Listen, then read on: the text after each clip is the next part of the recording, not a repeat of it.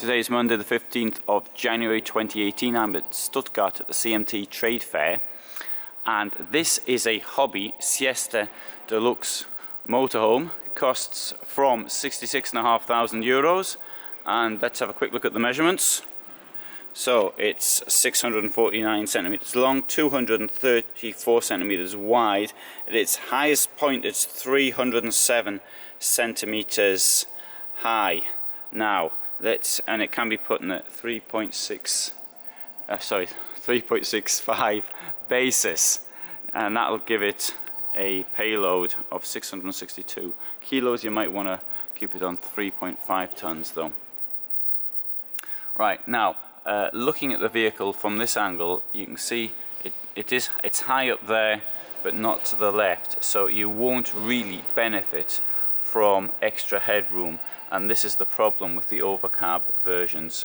Not only is the roof not flat, which is useful, it also has this problem is you don't benefit from having such a high roof.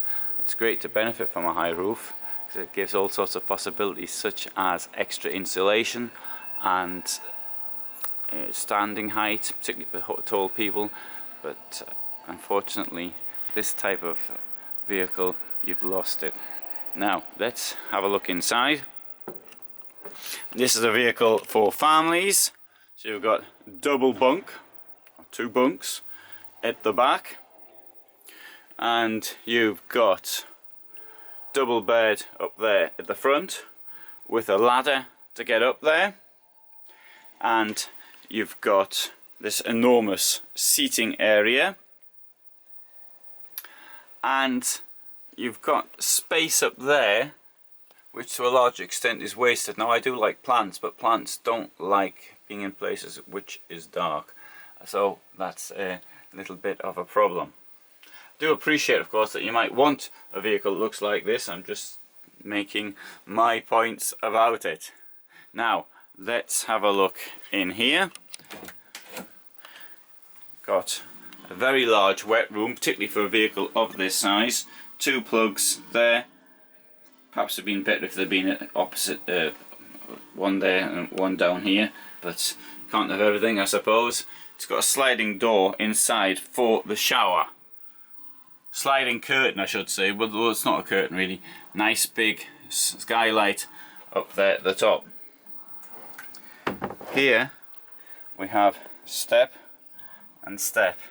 So remember what I said about the height. Despite the height, we've got steps inside it. I do like a nice flat floor, but at this price I suppose we're not really paying for a nice flat floor.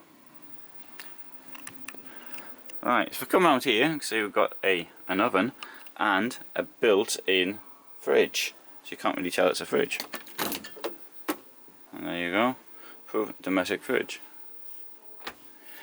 Kitchen here has an extractor fan and lockers above, and I think, given the fact that the table is directly behind me, there's plenty of room there for prep. Okay, prep at the table anyway in most cases. One of the difficulties here, of course, is the ladder's going to get in your way. Okay, so you'll put the ladder up on the bed when you're doing things. I do appreciate that. We need to have a look up the top here. Now, often these vehicles can get very stuffy, but that's the old days. Not any longer. You've got skylights, you've got windows at either side, and there's a lot of space up here as well. They're not as tight as they used to be, so some of the older models. So okay, breathing in the height of summer should be okay. Okay, what I said earlier about waste, I suppose you can put stuff there. It's unfortunate because that's the shape of the roof. As you can see, it's on a Fiat Ducato basis, as are 70% of all motorhomes. Credit partner will finance your dream.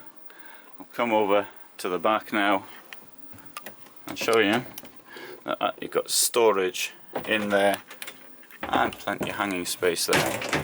Although it is a family van, so you'll be needing more clothes for the kids. So, what do you think of a van like this, I think my opinion is quite clear, but I'm somewhat biased against overcab versions. Heating through my iNet and iNet ready, I should say, and you've got electronics up there. So this is the hobby stand.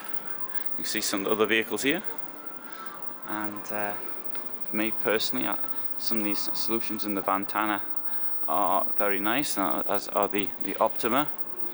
I do like a semi-integrated or an integrated version, or even a van. But the overcab I'm not keen on at all. One thing I'd like to point out actually though is it has got a GFK roof, and which should give it protection for a number of years, and we've also here got this thermal function on the floor, so hopefully you can see you've got obviously sandwich layers, you've always got that, but they put the pipes within the foam, the blue foam, which is, as you may have seen in the film I did, the waterproof one, the XPS. So I think it might be worth seeing a film I did from Dusseldorf on the subject of the differences between the foams and the waterproofing. Okay, write down what you think.